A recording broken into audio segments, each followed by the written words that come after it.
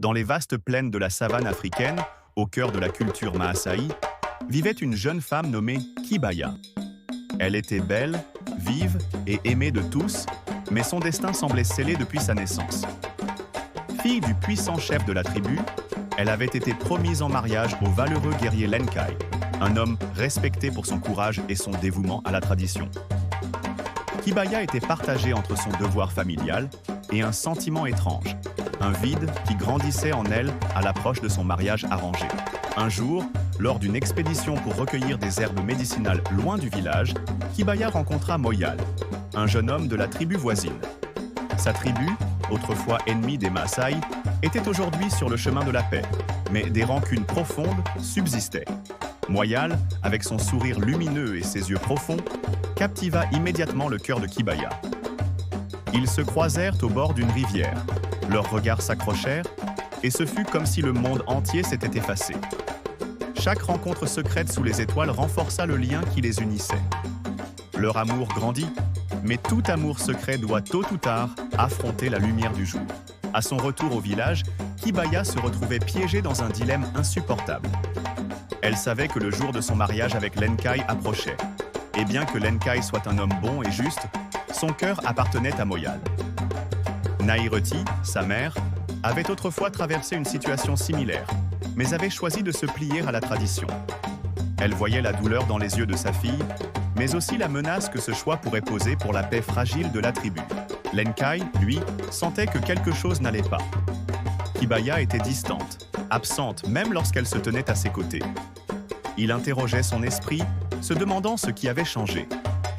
Il l'aimait sincèrement, mais l'amour ne peut naître que dans la réciprocité. Et cela, il commençait à en douter. Une nuit, alors que Kibaya errait seule dans la savane, Moyal réapparut, avec le cœur plein d'espoir. Il lui proposa de s'enfuir avec lui, loin des contraintes de la tribu, vers une vie de liberté où leur amour pourrait s'épanouir sans restriction. Pour Kibaya, l'offre était tentante mais terrifiante. Quitter sa famille, sa culture, tout ce qu'elle avait toujours connu, pour un avenir incertain, elle ne pouvait se décider. Mais avant qu'ils ne puissent agir, ils furent découverts. Le retour de Moyal dans le territoire Maasai fut perçu comme une trahison, une menace pour la paix fragile entre les deux tribus. Le chef, père de Kibaya, fut furieux, et Lenkai, blessé dans son honneur, prit cela comme un affront personnel. Il se préparait à confronter Moyal, bien que son cœur fût partagé entre la colère et la tristesse de perdre la femme qu'il aimait. Kibaya se retrouva au centre d'une tempête émotionnelle.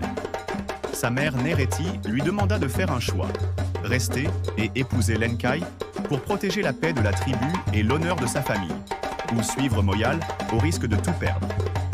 Mais Kibaya savait que ni l'un ni l'autre des choix ne serait simple. Elle devait choisir entre la sécurité et la stabilité qu'offrait Lenkai, ou l'incertitude, mais la passion profonde qu'elle ressentait pour Moyal. La cérémonie de mariage était prête à commencer. Sous les montagnes sacrées, décorées avec les parures rouges et dorées de sa tribu, Kibaya avançait lentement vers Lenkai, son visage masquant une tempête intérieure. Mais juste avant d'échanger les vœux, elle s'arrêta. Elle tourna son regard vers l'horizon, où Moyal, caché dans l'ombre des arbres, l'attendait. Ses pensées se bousculaient. Était-ce vraiment son destin ?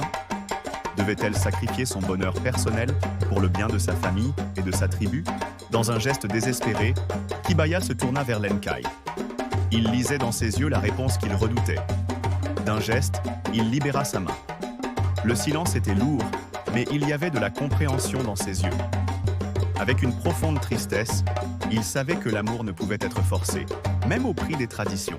Kibaya courut alors vers Moyal, et ensemble, ils s'échappèrent vers un avenir incertain. Le village resta figé dans un mélange de chagrin, de colère, mais aussi d'acceptation. Naireti regardait sa fille disparaître au loin, avec une larme discrète coulant sur sa joue.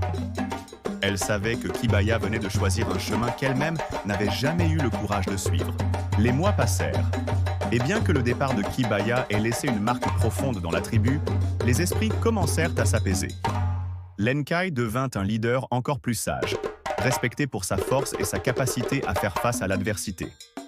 Quant à Kibaya et Moyal, ils vécurent loin des regards de leur tribu, dans un lieu où leur cœur pouvait enfin s'unir sans les chaînes du passé. Leur amour, même contre le cours des traditions, persista comme un symbole de la force inébranlable du cœur.